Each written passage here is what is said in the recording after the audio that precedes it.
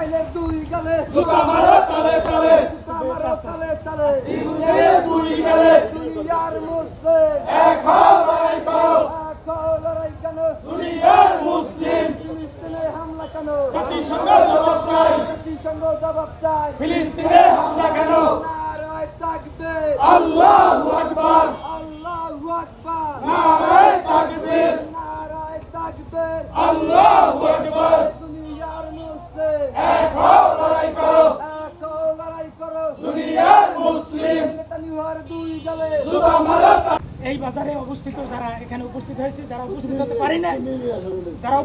পারি নাই সকলের প্রতি আমাদের সংগ্রামী সালাম।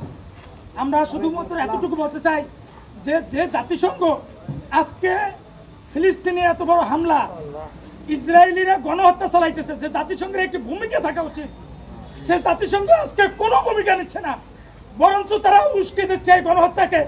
আমরা বাংলাদেশের এই ক্ষুদ্র একটি জায়গা থেকে প্রতিবাদের মাধ্যমে, আমাদের এই ভাষার মাধ্যমে, বাতাসের মাধ্যমে আমরা সেই জাতিসংঘকে জানাই দিতে চাই, যদি কোনো রকম কোনো জিহাদের ডাক আসে তাহলে এই বিলবিলাসের মানুষ প্রথমে আমরা জিহাদের শরীক হব ইনশাআল্লাহ।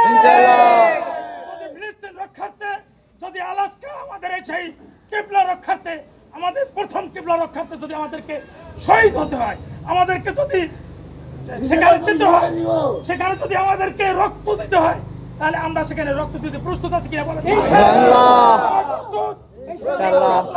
আমরা সেই রক্ত রব্বুল আলামিন, আপনি তো জানেন কিসের জন্য আপনার দরবারে হাত তুলেছে। আল্লাহ, মুসলমানদের প্রতি হামলা হচ্ছে, আল্লাহ তাদের জন্য, আল্লাহ তাদের উপর যেন হামলা না হয়, দোয়ার জন্য আপনার দরবারে হাত তুলিলাম। এখন পর্যন্ত আল্লাহ ইসরায়েল হামলা করেছে ফিলিস্তিনের উপর, যত শিশু মুরুদরা যারা দুনিয়া থেকে বিদায় হয়েছে, আল্লাহ তাদেরকে শহীদ মর্যাদা দান করুন।